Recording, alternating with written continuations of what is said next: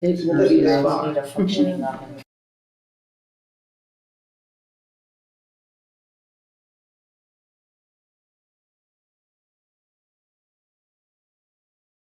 Down here. Testing 1, 2. Okay, good.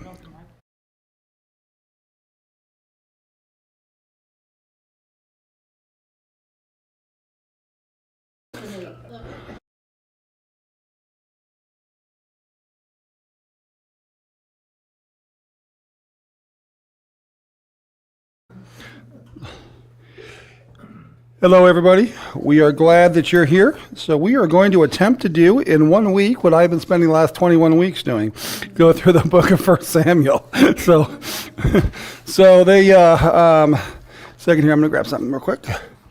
Excuse me. And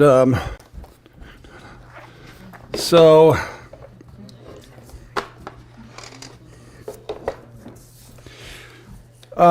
Samuel is got 31 chapters in it. We just finished chapter 19 on Sunday. And it's the 9th book of the Bible. It is considered history in our Bibles. According to the Jewish Bible, it is actually considered prophecy. Because the Jews believed that that God was always at work in human history.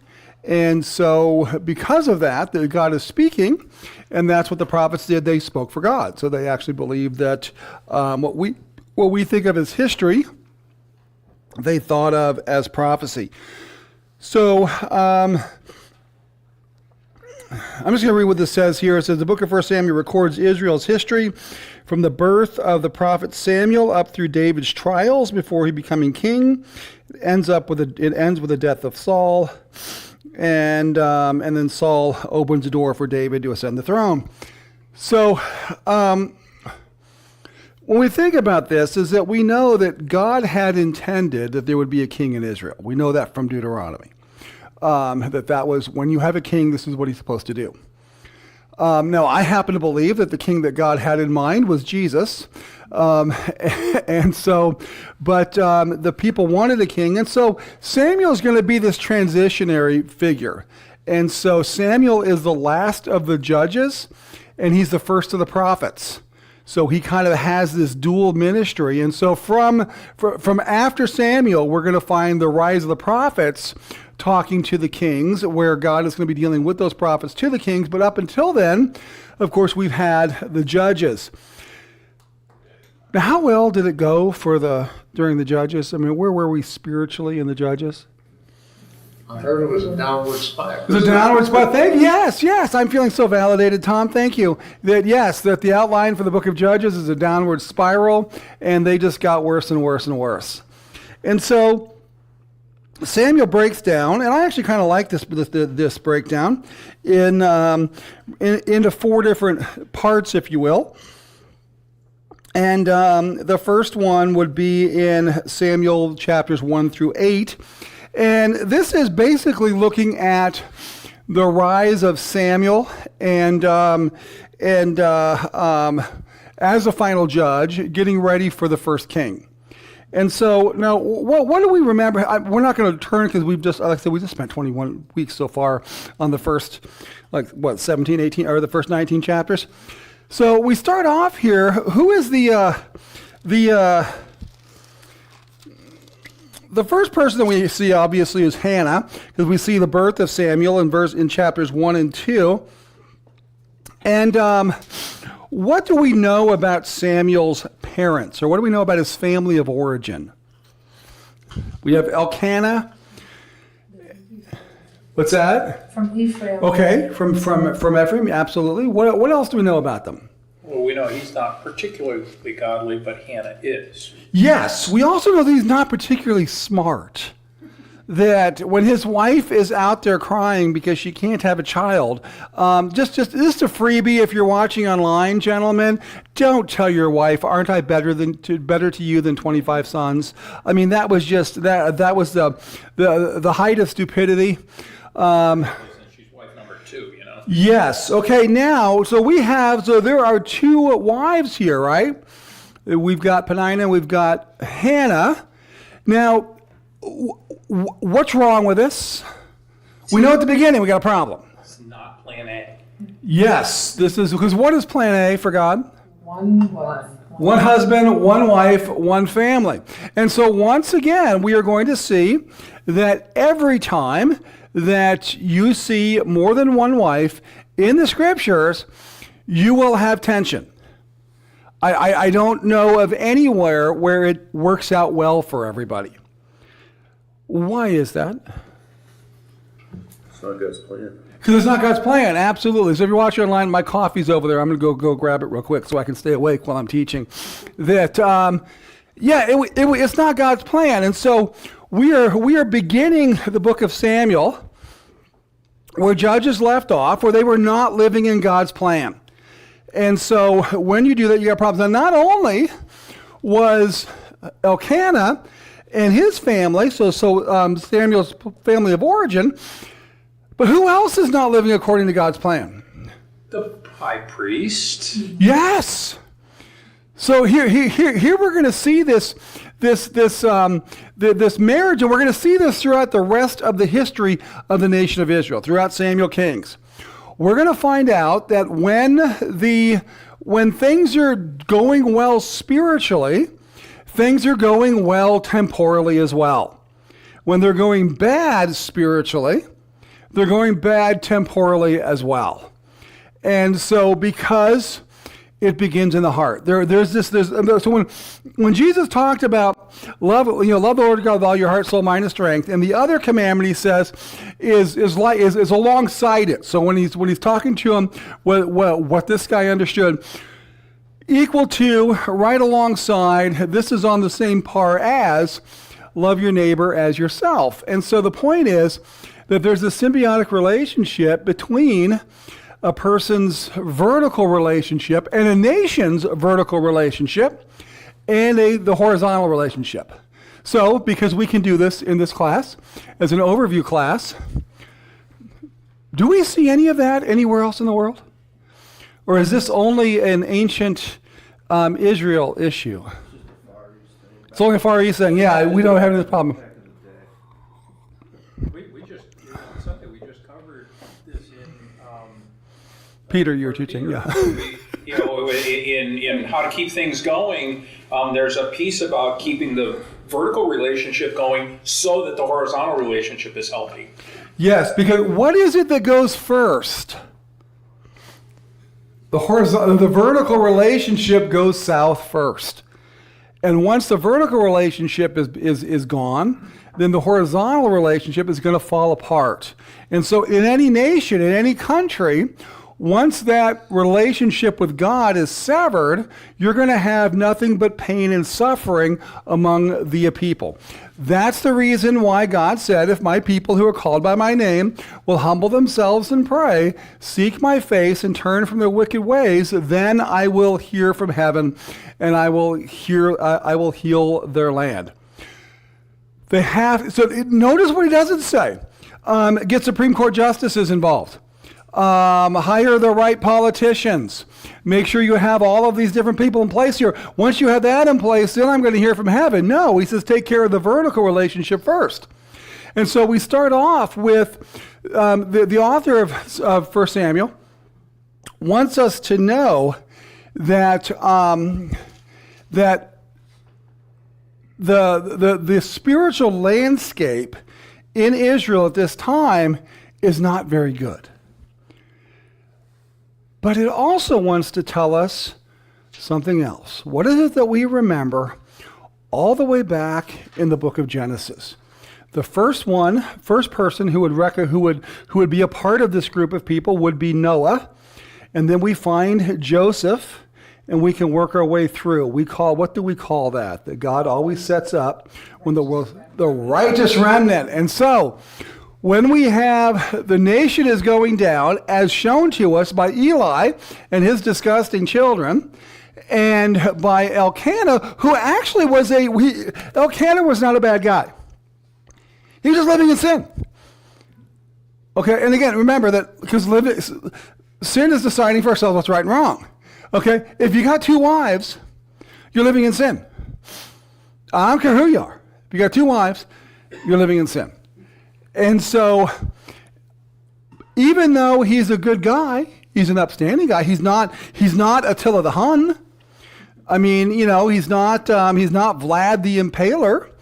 And so somebody would say, well, Elkanah's a great guy, but he's still living outside of God's plan. Yes. I mean, he's completely insensitive to what his wife is going through with wife number 1, who is just putting the knife between her ribs all the time, and he's saying, "Why are you crying? Well, you yeah. got me, babe. You got me." Yeah, I have no words. So, yes.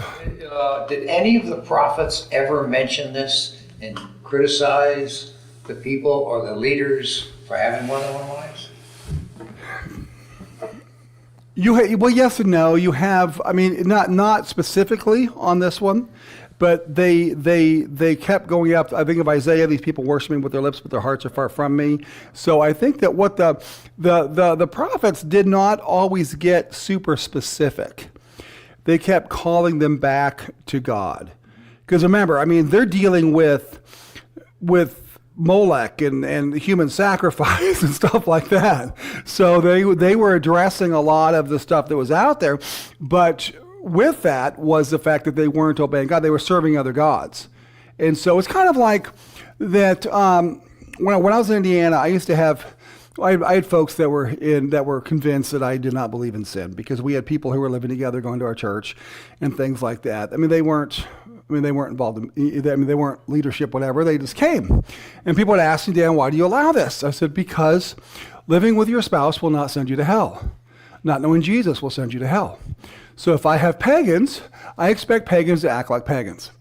I expect those who profess to be Christians to act like they are Christians. And so I was much harsher on those who are Christians, and they all knew I was going to be, because they have a different standard. And so I said, okay, why don't we do what we can to bring these people into a relationship with God, and then we can start talking about obeying Him. And so I think that that's kind of what was going on with the prophets as well. That's my understanding. Yeah. Well, also, we do have the law that makes provision for this. Mm-hmm.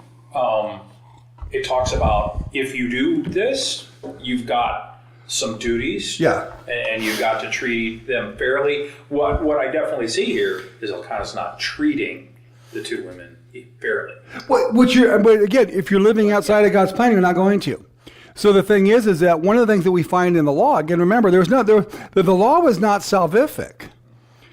So what they found was the fact that even when God made allowances for divorce as well, for the offended party. That was never God's intent, but He understood that we're living with, as Isaiah would say, I'm living among a people of unclean lips, and so on. So, but in this, in this first chapter here, in the first couple of chapters here, you find that even amidst the sin, and we have with Eli was not reigning in his sons, and so you have 2 things happening here. First of all, you have the righteous remnant. Now, Hannah is the poster child for the righteous remnant. I mean, I put her up there with Noah. I put her up pre-flood before he got drunk, and I put her up there with Joseph. I would put her up there with Daniel and Hananiah, Mishael, Azariah. I would put him up there with we're talking absolute stalwarts who were going to trust in God. And from the righteous remnant, God brings about salvation. And so from Hannah, who I believe is at least in this part of the text here, is the personification of the righteous remnant, and this is who we get Samuel. So Samuel is born, and what is the first thing that? Well, so even before he's born, what does Hannah? What does she commit to do? Dedicates him to the Lord. Yes. Lord, if you open my womb, I will give him back to you. So she's not holding back. She's giving everything up. I mean, Jesus talks about that, right? That we see that. I'm sorry, yes? No, and maybe getting ahead, and God blesses her Because she kept her word. She Yes. did what she said, and he gave her more kids. Yes. Because God blesses obedience. He blesses the righteous remnant. And Hannah is the righteous remnant. Now here at the same time, we have the point to where there's something missing among the people of God as well. They haven't heard the voice of God. They're at the point now to where when God starts to speak to Samuel, he doesn't know who it is. He goes to Eli. Took him 3 tries to figure this out. Now again, this shouldn't surprise us. We see the same thing in the book of Matthew and in the book of Luke with Zechariah, that he didn't buy it either because the Lord had been silent for 400 years. So this happens when you're walking away from God, when you're not obeying him, you're not going to hear his voice. I believe that's one of the main reasons why so many churches get off to be teaching wrong stuff. Because they're not walking in that relationship. Because of that, they're not hearing his voice. And they're not hearing his voice as he speaks to us through the word. And so that's exactly what's happening here. So Samuel goes out, and Samuel does something that is very reminiscent to what we see with the prophets. We see this specifically with Isaiah in Isaiah chapter 6. We see this, I think, in Jeremiah a number of times, where he is told, Eli, once he finally figures it out, he says, the next time you hear this voice, what are you supposed to say? Speak, Lord, for your servant hears. Yes. This is kind of that, here am I, Lord, send me. Okay, that, and then of course he goes back and he has to tell Eli, and I still cannot believe that God entrusted to this young boy the news that Eli's family is going down. Speak to Balaam through a donkey. I mean, not that the boy was better or worse. Well, I think the point for the people is that being the righteous remnant is not always easy. It's always right. It's just not always easy. And so now in this, we also find that the children of Israel, we find out what they think about God. All this is setting it up. Okay, I'm going to go through Saul and David pretty fast because I've been going through it really slow lately. But so I want to remind us as we set this up. Chapters 1 through 8 is setting up the rest of the chapters, telling us what else do we know about the children of Israel and their relationship with God. Well, what do we know about them in Samuel? I'm thinking about the Philistines are going up against them, somewhere around chapter 4-ish. Even before we get out of chapter 4, Eli's response to Samuel, okay, it's the voice of the Lord. He's going to do what he's going to do. I'm not going to repent. Oh, yeah. He's completely hardened. Yeah, because he's a part of the people. Is there a relationship between the people and God? No, there really isn't. Okay, I mean there might be this transactional relationship, but I'm talking about a real intimate relationship, which is a relationship that God wanted. Remember, my covenant name with you is going to be Yahweh. I will be all that I am to you. And they walked away from that. Now we know that because the Philistines come up to do battle against them, and what do? They go out on their own first, and they get their collective butts kicked. And then what do? Grab the ark. They bring the ark. Yeah. Just pull out the rabbit's foot. Because God's not going to let the ark go down. I don't have a relationship with him. I'm not going to talk to him. I'm not even going to ask him if he wants to go out. We're just going to pick up that puppy and we're going to go out there. And the part that's amazing to me is that, and we'll see this throughout the rest of the Samuel Kings, is that the people in the surrounding areas, they had more respect for Israel's God than Israel did. Because what did the Philistines do when they saw the ark? They're freaking out. Because they remembered what the God of Israel had done to the other ites when they were wandering around in the wilderness. They knew what God had done to the folks in the land under Joshua, and they knew that if the God of Israel is on someone's side, they're always going to win. So they're freaking out. So right now, so they're freaking out. The Israelites are awfully cocky because they have their rabbit's foot, and God is saying, I ain't playing your game. And so the Israelites are learning something here. We can't take our God for granted. Because here's the thing, even in the ancient Near East, we're talking 1,100 years before Christ, God is still not anyone's co-pilot. God is not the one that God is not the one that we tell what to do. And that's what they were attempting to do. So what happened? What happened? Defeated. They got defeated. The Philistines take the ark. And what happens when and then okay, now in the battle, who are among the casualties? Eli's sons. Hophni and Phinehas. That's right. They're both gone. And then what happens when Eli finds out about it? Kills over and dies. He falls over backwards and he dies. Yeah, absolutely. Yes. In other words, what's going to happen here has happened because now whose responsibility was it to bring the people back to God? Eli. Yeah. When the leadership blows it, the people will suffer. All of these things we're learning just in the first 8 chapters. Now, as we continue on our way here, the Philistines are feeling good about themselves. We have destroyed and we have beaten the God of Israel. Because remember, in the ancient Near East, they did not believe that individuals went to fight against individuals. They believed that the gods went to fight against each other. And so when a people group are beaten in battle, it is because the gods of the victor, the god or gods of the victor is more powerful than the god of the vanquished.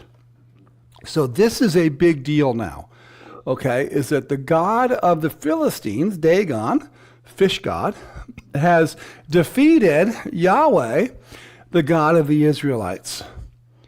Now, what also takes place in the ancient Near East is when you beat somebody, you don't go up there and shake their hands and say, good job. Appreciate the battle. It's good stuff. They see that in courtroom dramas all the time. You got these two lawyers going at it back and forth all over the place. They finish, they shake each other's hands, they go out for coffee, right? Or we have my esteemed colleague on the other side of the aisle that we hear about all the time in Congress. No, that's not what happens. When a God defeats the other God, or when a people group defeats another people group, what you're going to do is you're going to humiliate them. Okay, that is why the steed of the vanquishing king is not a charger. It's a donkey. Why is that? Because they're saying, I didn't even need no stinking charger to take this guy out. I did it with a donkey. So he's riding in on this donkey that not a chariot. It's not coming in there on an A1 tank. He's coming in there on a Jeep, and going through, and Common practice? yes, Okay, all right. oh yeah. I heard that before. Absolutely, absolutely. They because typically what happened is the king would be, which is what Saul has a problem. Remember, Saul kept the king alive. He did that to humiliate him, to show him in front of everybody. So what Caesar would do, what the Romans would do, is that they would actually put them in put a collar around their neck, the king's neck, and parade him through Rome, on the end of a chain, and then they would kill him at the end. But the Assyrians were a little bit more creative. I won't go into that because folks may have just eaten. And what they would do, but the whole point here was to humiliate them. That's what the Philistines are going to do with Israel's God. They're going to humiliate him. So they're going to stick him in the temple of Dagon. And they're going to go, nah, we won. And so our God is more powerful than your God. How'd that go for Dagon? Face plant. Yeah, but placed me on the first time. The second time he actually lost part of his face. Yeah, his nose fell off, right? Yeah, that's right. Arms and that. Yeah, so he's like, I'm thinking the Sphinx lost his nose. But anyway, that basically Dagon goes down. And so, what is Israel learning at this point? Now, all of these things they need to know because it's going to show just how bad it was when they got Saul. That, what does this show the children of Israel? The God of the Israelis is still powerful. He's in charge. And he is not dependent on them. Absolutely. Yeah, it doesn't make a difference what they do. God's power is in himself. And so, and can you imagine how rough this is? Just not only did Dagon get humiliated, but think about how humiliating it must have been for the children of Israel. How did we lose with this power? I mean, we got something that the atomic bomb could only dream of, and we still lost. So, of course, then they start moving. The Philistines start moving them around, go from place to place. What does God do? Because God has an incredible sense of humor. He gives them a pain in the butt. Yes, he gives a bunch of hemorrhoids. And so, I'm not kidding, that's exactly what he gives them, is that he gives them tumors in places where you don't want tumors. And so, we would know them as hemorrhoids. There was no preparation age at the time, and they would go from place to place, and he brought in pestilence. And so they would take him from city to city. Now, in Philistia, they had 4 main cities. And so they went to 3 of them. They got to the 4th one. The 4th one says, "Oh, hey, we don't want him." And so they stick him in a cart. They send him back. And, of course, he goes back to Israel. And they freak out. And then what does the children of Israel do? As soon as the Ark of the Covenant comes back into Israel, what do? They essentially put him in a warehouse in Maryland. In a farmer's field. And they left him there. Don't know what to do with And they left him there for years. We're talking decades. Okay, yeah, exactly. They just, because they didn't want to have any part of it. You'd think they would be all super stoked about this, but no. We're just going to leave him over there because it's so much better if we just don't have to worry about him. And then Samuel comes back on the scene and he reads to him from the book. And he starts to clobber them, and he brings them back to say, hey, who are you going to serve? They bring the covenant back together, or he brings them back in to renew the covenant. And once they renew the covenant and say, we are going to serve Yahweh, what do they do next in chapter 9?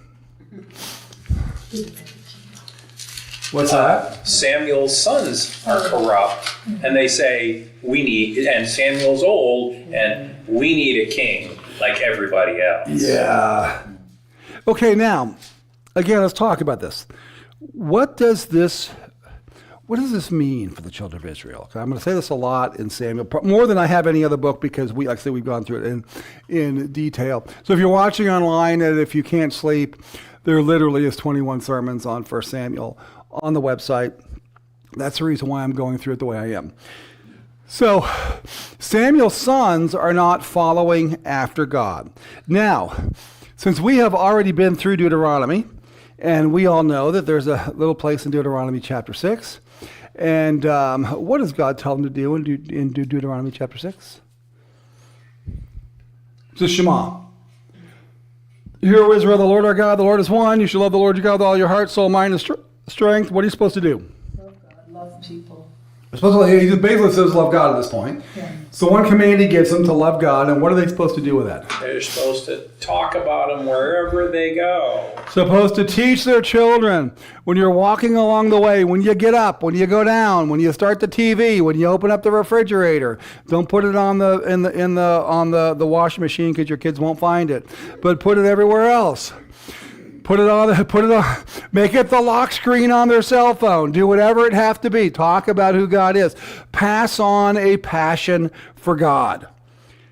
Because if you pass on a system for God, you can pass on a system without passing on a passion.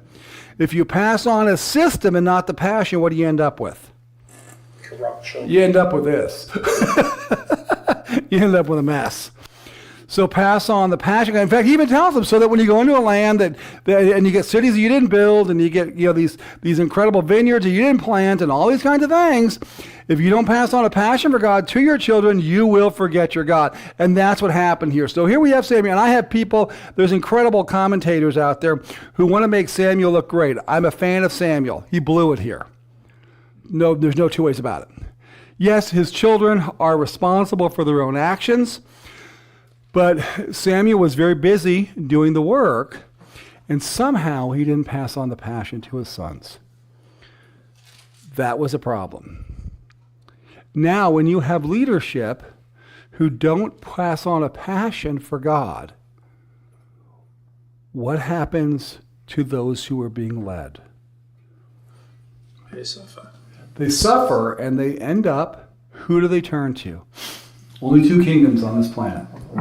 They turn to the kingdom of the world. And that's exactly what happened. And again, folks, this is what's, I'm going through this because this is the exact same scenario that has worked out in the Christian church for centuries.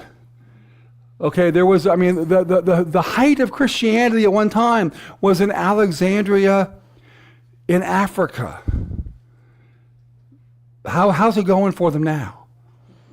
You had Ephesus, you had Colossae, you had Smyrna, all of the 7 churches that God writes to. Smyrna is the only one that's really going right now. Philadelphia has something going, but the city kind of went downhill. But Smyrna is the only, it has a small church. All the other ones are dead. They're all gone. Islam took them over. So all of the places that we think about, these, missions folks will come out there. We need to go out to the deepest, darkest places to go show them. Those deepest, darkest places, many times, they were the bastion of Christianity for literally 200-300 years. Why was that? Because they didn't pass on a passion for God. They passed on a system. That's what we see in Plymouth. The folks who got off of the Mayflower, the churches that were planted that are still standing, the buildings are still standing. In Plymouth, Massachusetts, none of them are actually preaching the gospel. All of them have gone over to the world. Why was that? Because they passed on a system and not a passion. And it doesn't take long for things to fall apart. 1 or 2 generations usually, right? One generation. That's all it takes. The church is one generation from extinction all the time. And that is the same thing. The same thing is true in churches here in America, evangelical churches, conservative churches, whatever you want, who are teaching the word. If they are not consistent with passing on that passion for God, that relationship with God, and if all they have are the programs and the system of how they do it, they have nothing to offer. That's what's going on here. And so the people, because their leadership failed them, I'm tough on leadership, I am. They turned to the world. We want a king. Just like everybody else. We want to be just like everybody else. Now, what do we want the king to do for us? What else? We want the king to protect us. We want the king to go to battle for us. Did you notice that common phrase of, for us? We don't want to actually take the responsibility and protect our own families. We don't want to be taken out of our comfort zone. We want to hire somebody else to do it for us. And so they end up, now when they do that, Samuel gets it. What does Samuel do? Again, Samuel's a righteous man. I think he blew it with his kids, okay? But again, he doesn't have the Holy Spirit living inside of him, so I want to be very careful that I keep that caveat in there. Much more difficult. But what does Samuel do? Yes. He gets mad. He goes, talks to God, says, this ain't right, God. Yeah. Because Samuel loves the Lord, but Samuel also loves the people, and he knows the problem. Okay, I mean, do they have a perfect system right now? No, they really don't. But is it the best system on the planet right now? Yeah, it is. And so he goes to God, and what does God tell him? Give them what they want. But before you give them what you want, what are you supposed to do? remind them about what he had written about the king. what- Warn them. Okay, if you want to be just like everybody else, your king is going to be just like everybody else. Now, if we can remember, since I know that we all take copious notes while I'm preaching and nobody's sleeping except the babies and maybe one or two other adults, who is the king who actually fulfilled all of the things that God said your king is going to do if you bring him in, all the bad things? He's going to amass himself a whole bunch of women. He's going to give you a whole bunch of taxes. He's going to bring you into, yes. Okay, now Solomon had a really good publicist. Because where is Solomon considered on the ranks of kings in Israel? He's actually considered to be very high. I mean, as far as how good he was. Okay, was anybody around here with Eric's excellent teaching on Ecclesiastes? And we'll find out. If you haven't, if you can find it online, I highly recommend you do that because he did a fantastic job on that. And where did Solomon end up? I'm going to put you on the spot here, see if you can remember the fantastic teaching you did. Solomon repeatedly says, it's all emptiness. The only thing that, at the end, the only thing that really matters is to love God and serve Him. Yeah, which he did not do. And he's writing it as a very old man, and it's regret. Yes, he's looking back on his life and he says, I failed. Okay, why was that? Because he was a poster child. He did, and I mean he had the wisdom, and he's going to cut the baby in half and stuff like that. So he starts off really well. He asks the right questions. He does the right things.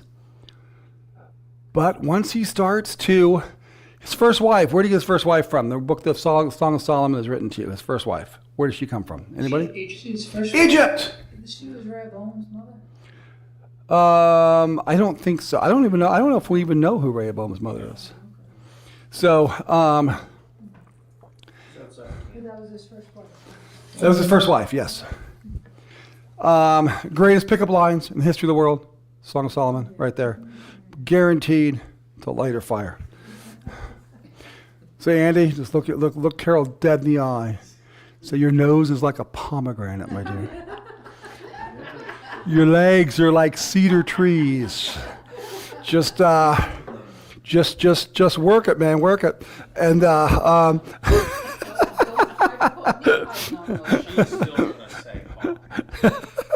okay, but the thing is now, here we have the greatest king that we know of who's doing all the things that God told him not to do. The first place is he goes into Egypt to get his wife. Are they ever supposed to go back to Egypt? Nothing. Nada. Exactly. So the thing is that this is what happens when they're asking for a king, they want to be just like everybody else. God says, okay, I want to warn you what you're going to have. You're going to get a king who's just like everybody else. And so they ended up with Saul. What do we know about Saul? He was very tall. The shoulders upward, right? Yeah. So it's really funny. I was talking to the guys today because we meet on a Zoom call. And so they asked if I was going to this conference in May. I said, I'm absolutely going. I'm the first one who has actually registered for it. I said, yes, I'm absolutely going. And I told them, I said, guys, I'm actually looking forward to seeing the rest of you. So they're like, what do you mean? I said, I only know you guys on the Zoom call, so I know what you are like from the shoulders up. So I don't know if you guys are like Saul, you're taller than everybody else, the shoulders up. I don't know if I don't even know if you have bodies right now. But But Saul was not only did he look the part, but so Saul was supposed to fight their battles, right? He looked the part. Now, what was Saul's problem? What did we find out very early with Saul? He's got an eye problem. Okay, he definitely has an eye problem. Even before he has an eye problem, what else does he have? He's got a pedigree problem. He's from the tribe of Benjamin. Now, here we have this guy who's super tall, good looking, probably talks like Arnold Schwarzenegger,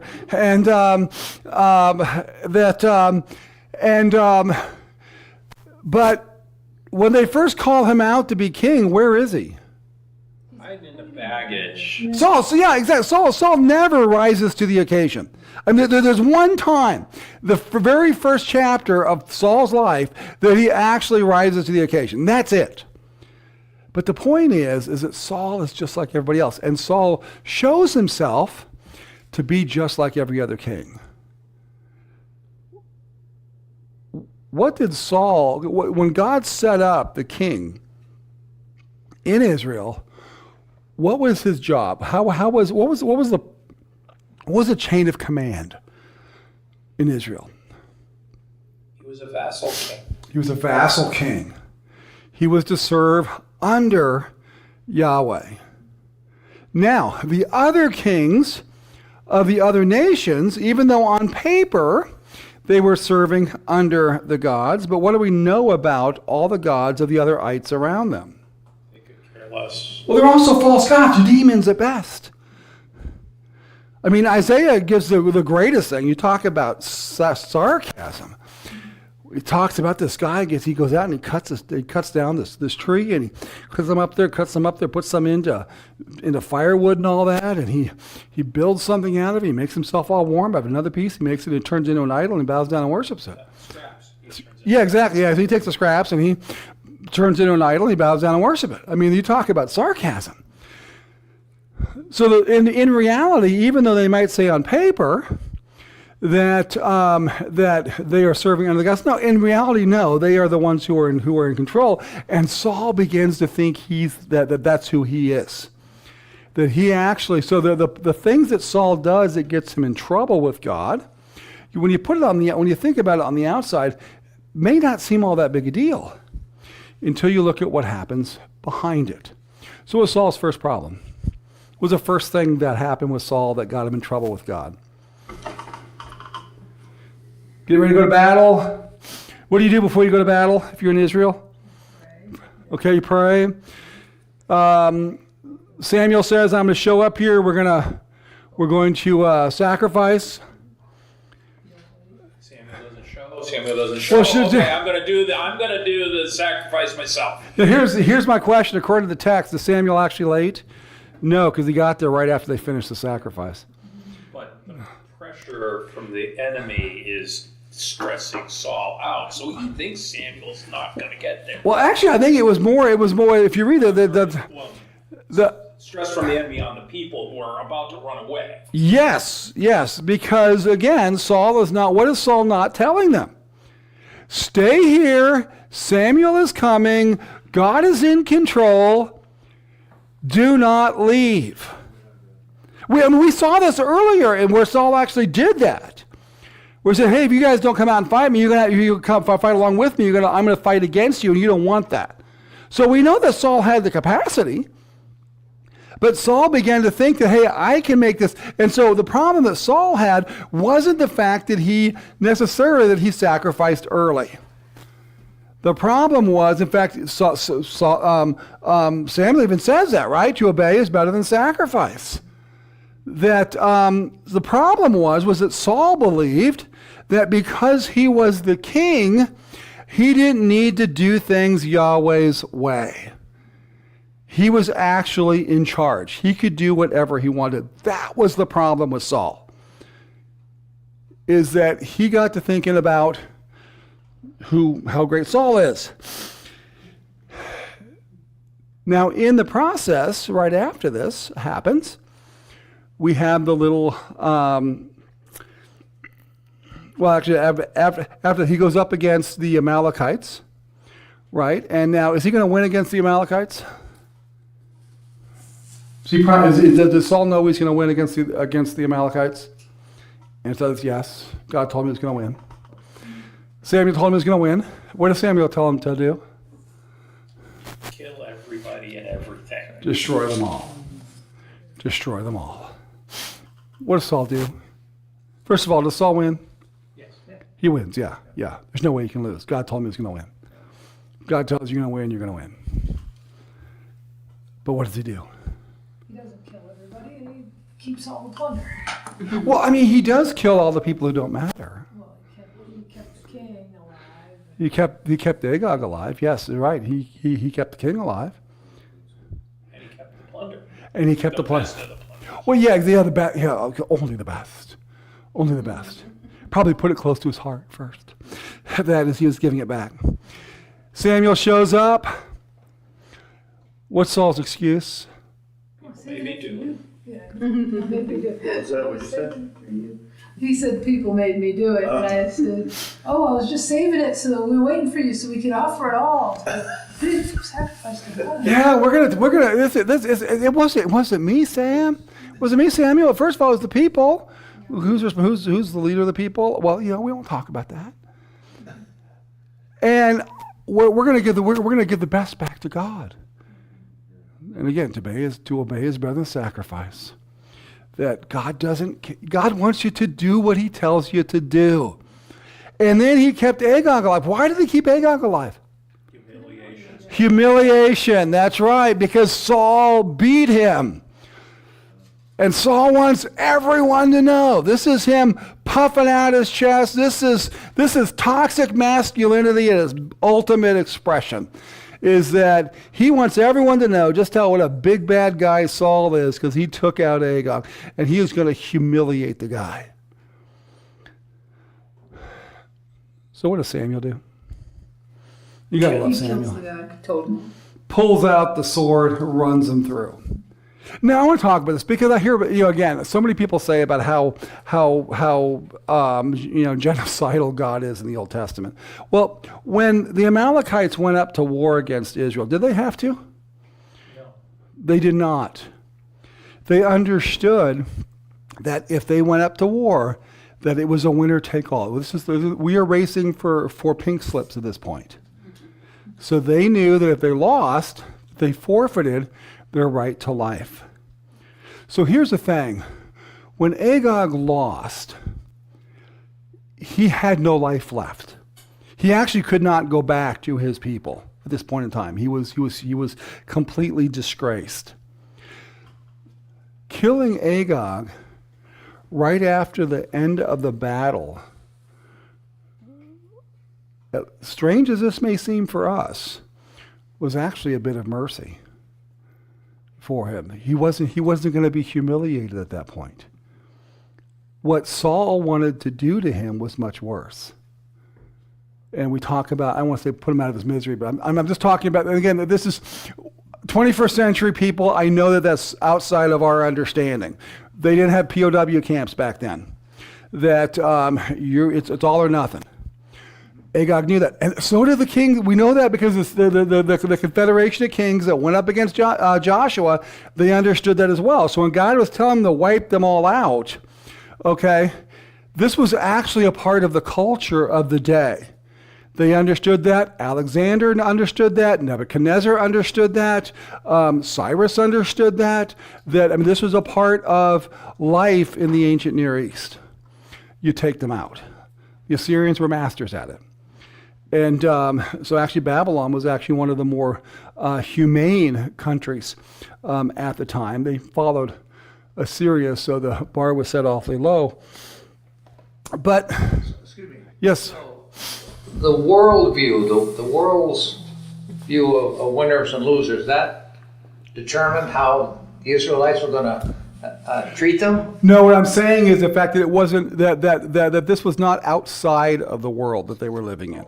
So the thing is that the only people who think that God was genocidal are people who live in comfortable places like here in America and in the West. Okay, Agag would not have understood that. Okay, the Confederation of Kings that went up against Joshua would never have understood that, because what would have happened if they would have won? They would have destroyed. They would have destroyed everybody. Okay, so so my point is that the Amalekites are not saying at this point that God is being mean, or that God is being evil. He's genocidal or whatever.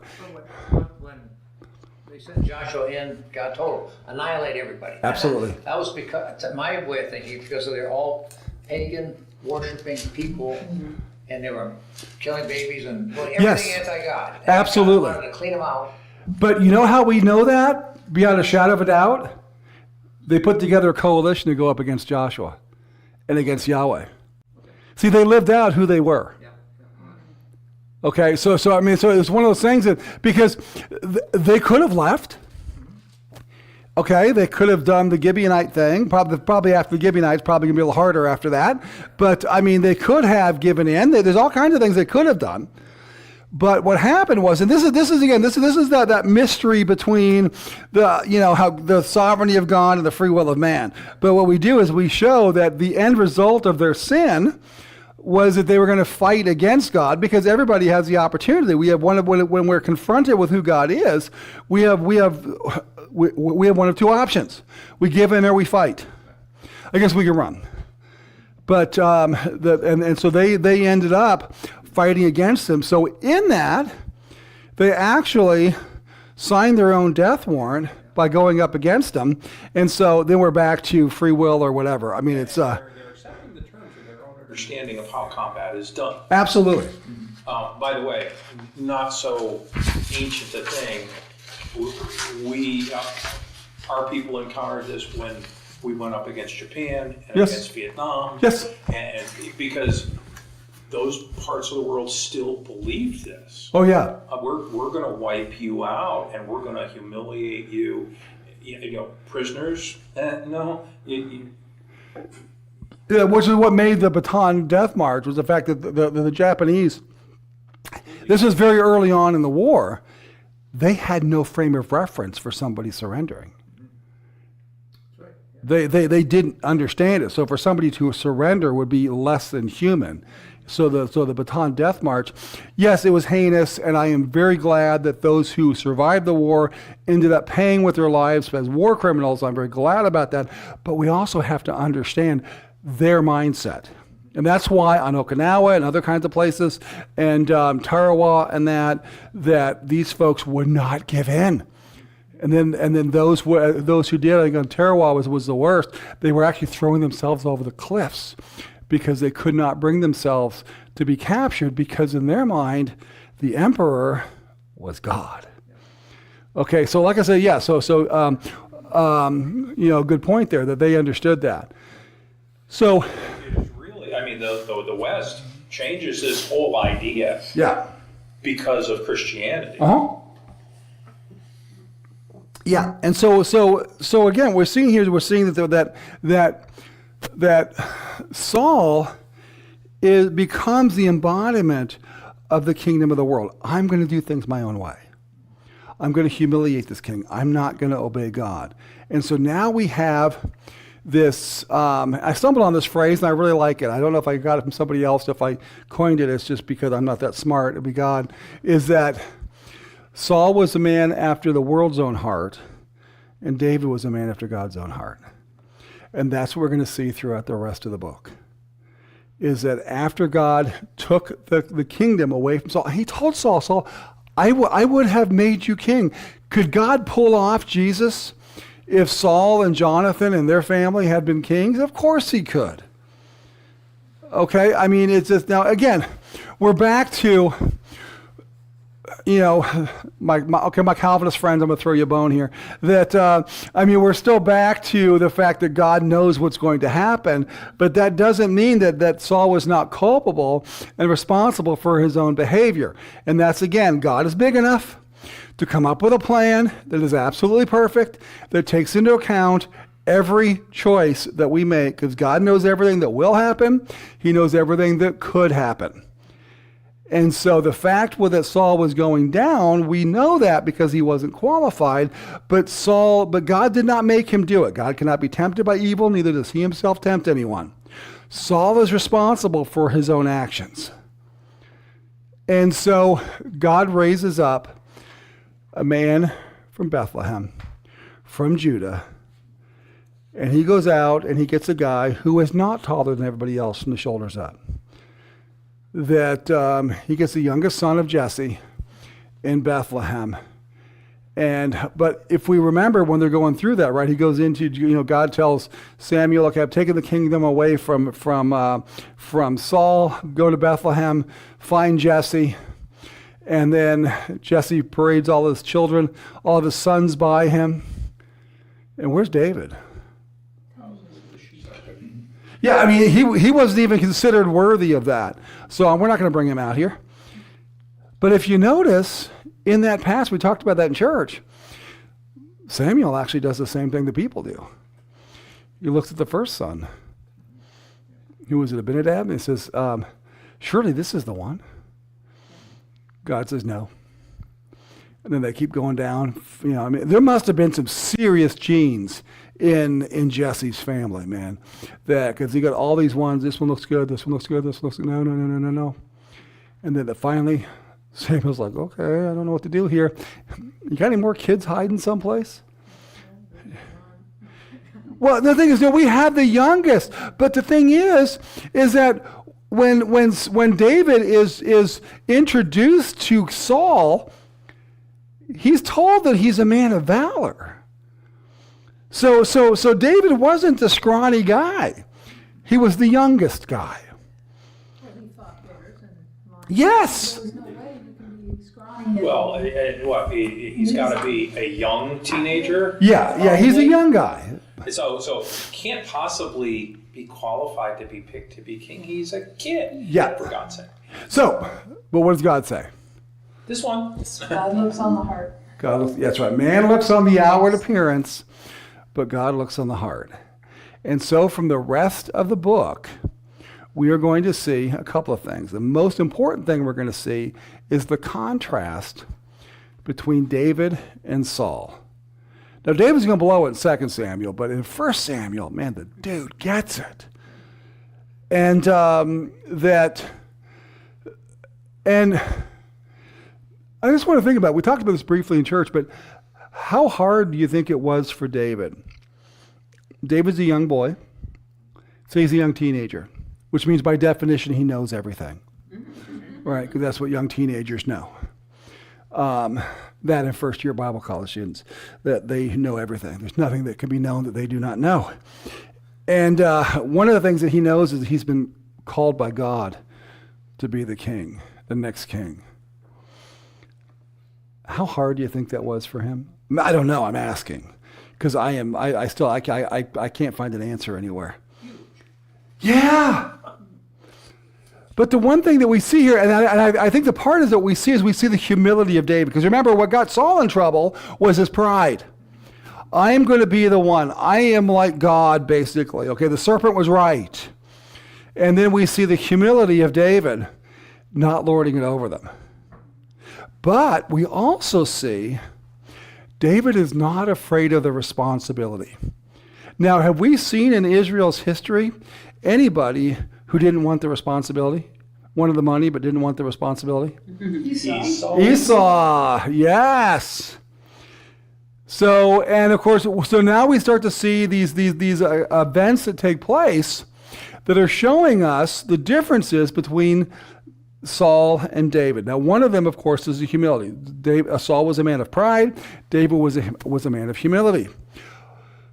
But David was also a man of action. Did David have a problem stepping into the role of the king? No. No, he did not. And where do we see that first? Goliath. They come in there. Whose job was it to take out Goliath? The guy was taller than everybody from head and Yeah, shoulders. from the shoulders up, right? Yeah, right. It was a kid. Fight our battles and judge us. His job was to fight their battles. Now, here's my question. Is Saul going to lose against Goliath? Is he? No. No, he's not. Not if he went in with the Lord on his side. Yes. If he goes in there against this, I mean, David's merciless, man. He just calls Goliath all kinds of names.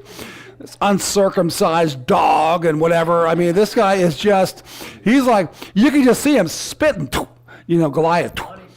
Yeah, I mean, yeah, except it's not the French.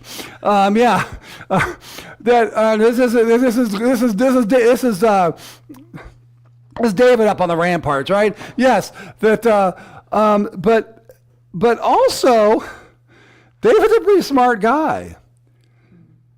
And I've said this before. Why, according to the scripture, why did David fight Goliath? What was his first motivation? Because he Oh, the bucks first. The bucks and the babe. What does the guy get? Because remember, Saul's not going. So Saul's going to give up taxation, okay? So his father's land is not, his fathers aren't going to have to pay taxes from here on out. I'm going to give him a whole bunch of money, and I'm going to give him my daughter in marriage. 3 times David asks. Now, this is not to say that David does not trust in God. Of course he does. But we also kind of see this, David's thinking. And I think the reason for that is because, David has no problem stepping into the role of the king. Because, in other words, by not having to pay taxes, who else doesn't have to pay taxes in Israel? The king. Who else besides the king, and I guess whoever beats Goliath, doesn't have to pay taxes? Nobody. So David has no problem stepping into that. He has no problem coming into the king's household, even though he realizes later, hey, I probably shouldn't do this. We see that humility. David says, hey, I'll take him on. I'll fight your battles. I'll stand between you and the enemy. I'll do the work of the king. And of course, we know what happens. He goes out there, calls him a bunch of names, hits him, and I love this. They want to give him Saul's armor, and he's like, hey, dude, I don't know what to do with this thing. I haven't proved this. I don't know about this. It's kind of like in A Christmas Story when the guy comes down there dressed like the rabbit. I mean, that's kind of the picture that I have of David with Saul's armor on. And so he says, I can't do this. Just give me my Red Rider or whatever that thing is. No, just give me what I have. Well, you can't do this. He says, you know what? I went up against a bear. Did I have this stuff here when I went up against the bear? No, I didn't have that. You know what I had? I had some rocks. Went up against a mountain lion. The things were a little bit faster than the bear. I still took him out. They had a problem with my sheep. I went out and I killed them. Killed them. I'll kill you. And so let me go up against him. This guy is no worse. So he comes up and he says, and so what is the Philistines out there? First of all, who will fight me? And but the next thing he's going out is he starts saying, who is this guy? Who's this little guy you're sending out to me? He's expecting Saul. And he gets David. And what does David say to him? Who are you to stand against God? That's right. And so what does he do? He takes the sling, takes it out there, hits him in the forehead, knocks him out, and then to add insult to injury, says, now what do I do here? I didn't kill him. He's only mostly dead. So he pulls out Goliath's sword himself. This thing is huge. He's like, just unplugged by... It's all right, I unplugged that. As long as Jane can still see me, we're good. My USB may not have power. Anyway, so he's pulls out the sword, he's moving around like this, and he takes it up there and he just goes, you gotta feel a little pressure, and he takes off his head. And that's because he used Goliath's own sword. Out. He's expressing faith in God, right? The Lord gave the bear and the lion into my hand. The Lord will give this uncircumcised dog into my hands. Absolutely. So David wins. David acts like the king. Saul gets angry. What is the cry that comes out that really ticks off Saul? Saul kills thousands and maybe 10,000. Yeah. And Saul's like, I kill people. Why are they lifting up David? Well, maybe because you didn't do your stinking job. And David did. So yes, of course they're going to lift him up. Why is that? Because he was acting like the king and you weren't. You were coming alongside. You were jumping on the bandwagon after David did all the hard work. And so Saul has a choice to make. Not the first time he's done this, too. Oh, yeah. He did this to his son, too. Yes, to Jonathan, yeah. Well, because, Saul's all about Saul. I say, women, if you're watching me, find somebody who will love you as much as Saul loves Saul. And the thing is that they, how much Saul loved him. I was talking to the TV there, to the screen. So I was actually talking to the screen. That so the thing is that so he could either give in and be grateful for what God has done, or he could eliminate the competition. And that's where we were, of course, last week, where he has it all out there, and he's going to compete with Wile E. Coyote, and he's going to go after David, and he's going to try to kill him. He's going to try to kill him. He's going to try to kill him, and God's going to protect him, and God's going to protect him. And I will say this out of that, just as an aside, it is during this time in the wilderness when Saul is trying to kill David that David wrote the 23rd Psalm. Many Psalms, but the one that really comes to mind is that the Lord is my shepherd, I shall not want. And I've got to think that he's running away from Saul and that the posse's out to get him. And he's got to be thinking back to when life was so much easier when he was just a shepherd boy, trying to keep his hair. But through this,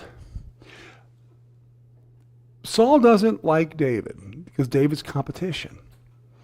David knows that he is the next king. He has been anointed by God to be the next king. And how does David deal with that? He waits for God to put it in his hand. Time and time again, Saul ends up right in David's lap.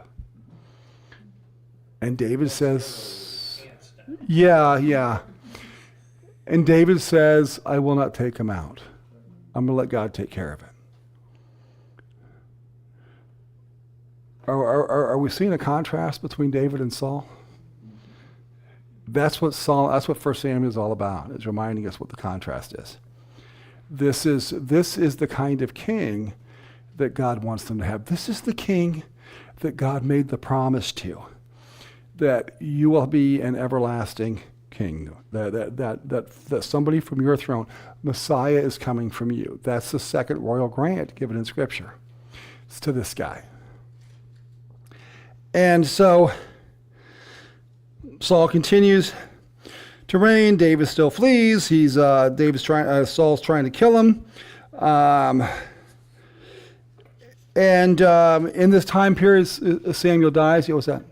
As I said, one of my favorite parts about this is the repeated times that Saul has to acknowledge that David's more righteous than he is. And he does. I mean, they're one of my favorite things here. We haven't gotten there yet. You've got that in Israel that they have. It's kind of hard for us to see here. Well, maybe a little bit easier in Connecticut. And when I try to teach this in Indiana, folks are going to look at me like I was crazy because there are no hills there. But that the hills are so close together in Israel, okay, when they're in the hill country, that literally there's a time where David is on one peak, Saul is on the other peak. Well, why don't they just go out there and get him? Well, because you have to go down and come back up. Okay, and that by the time they do that, somebody's staying in Lebanon or something like that. I mean, by the time you come back up, you're giving them a whole lot of time. So they're actually and Saul is reminded over and over again. And Saul shows bits where he's sorry, but is being sorry being repentant? No, because Saul he's sorry that happened. Saul knew that what he was doing was wrong. He was going to continue to do it. Why was that? Because you do according to who you are. It's your behavior that shows who you are. And you do your behavior based on your heart. And so they go at it over and over again. And then in chapter 28, Saul is so far down that he contacts the witch of Endor, who is going to try to communicate with the dead. Bring out your dead. And yeah, now here's the thing, folks, did they call Samuel back? No. Did the witch of Endor call Samuel back? I don't think, no. Is God still in control of the demons? Yeah. There's a song by David Meese many years ago that said, Satan and salvation under one command. I remember when I first heard that, I'm like, I'm not sure if I buy that until I started reading Job and other places in Scripture. Is that has to irritate Satan, is the fact that he actually is not the king of his command or of his world. He still has to do whatever God tells him to do. That has to be really hard for him. Because Saul, but isn't it telling how Saul goes, Saul wants Samuel. Why? Who's Samuel? We get that back way in the beginning of the story. Yes. When Saul messes up that first time, he says, "Pray to your God for me." Yeah. Samuel's his connection. Yeah, because Saul didn't have that relationship with God. Let me ask this question. Saul would have confessed his sins. Would God be faithful and just to forgive? I've heard that somewhere, right? Yeah, if somebody searched for God with all their heart, will they find him? Yeah, Old Testament and New Testament, right? If you call upon the name of the Lord, will you be saved? The Old Testament and the New Testament. Did Saul do any of that? Not a one. Because Saul is living out according to who he is. Saul is a product of the world. He's not a product of God. And so the witch of Endor tells him, "Hey, Saul, you're going down. You're going to die." Who is it that kills Saul? Anybody remember? Philistines. Nope. Oh, so? Well, okay, it's the armor bearer. But who is he fighting against? The Amalekites. Now, if Saul would have done what God told him to do earlier in the book, how many Amalekites would be left? It would be very difficult to die by the hand of the Amalekites if they don't exist. So the point is that Saul's very sin is coming back to bite him. Yeah, did the children of Israel need to know this? Yeah, because if we remember back from our Deuteronomy course, that in-depth that we did in the one day in Deuteronomy, at the end of it, what does it end with? Every suzerain vassal treaty has these things. Blessings and cursings. Which one is the longer list? The cursings in every suzerain vassal treaty. From the Hittites, you name it, that every one of them. The curses are a lot longer because it's all about if you break this covenant. So the thing is that they had broken the covenant. He's under the curse, and he's paying the penalty for disobeying God. Now, does this mean that Saul is not going to heaven? I don't know. He's an Old Testament guy. I have absolutely no idea. Because breaking the suzerain vassal treaty is not a salvific thing. Now, there's consequences for it. Okay, but it's not a salvific thing. I don't know. I'm going to let God take care of that. I would say 5.5 days out of 7, I'm saying no. But, hey, there's always that. I'm an optimist, as you all know. So, can throw that out there. So, it says it foretells his death and defeat of Israel by the Philistines. Well, it should be the Amalekites. Okay. He dies by the hand of an Amalekite. He's fighting the Philistines in the process, but he dies by the hand of an Amalekite. And he dies in battle. What's that? I think back to when I did Chronicles. This Chronicles opens up with this, yeah. Chronicles opens this up and says that Amalekite came forward and claimed to have killed him. I think Samuel says a Philistine killed him, but I can't remember exactly. Saul kills himself. Yeah, Saul fell on the His armor sword. bearer was afraid to do it. And so Saul fell on the sword, yeah. Yeah, but he mortally wounded by an arrow, right? Yeah. I mean, it's random. Yeah, I mean, it's one of those things again that you got an arrow sticking in you, you got somebody else, you fall on your sword, and Amalekite comes out and finishes you up. I don't know, but it took a village. He even believed it enough to kill the Amalekite. Well, yeah, I mean, because the Amalekite was trying to brown nose a little bit, and David said, "I'm not putting up with this." But You touched the Lord's anointed, you died. okay, but here's the thing about this is the fact that, and this is a hard one for me because, as you all know, I am a huge fan of Jonathan, the son of Saul. I think he's actually the most righteous man of anybody in Samuel Kings. But here's the thing, folks. is that sin has consequences. And especially to the men. Sin of the father has consequences. And that's what Jonathan is he's facing that. I mean, Jonathan didn't die for anything that he did. Jonathan was loyal to his father. But the entire line was going down. And I think Jonathan knew that. And that's why Jonathan asked David to be, gracious to his, son. And that because he knew that he wasn't going to be the king. And yet Jonathan, so here you have kind of that the rain falls on the just and the unjust. I have no problem with Saul going down. I really don't. Jonathan's a hard one for me. But we can say that Jonathan he is caught up, if you will, in the sin of his father. And I see that in the world today. I see that with leadership in the church. I see that in families. I see that in countries and governments, and that there is no such thing as a private sin. It's going to affect others. Yeah, Eric.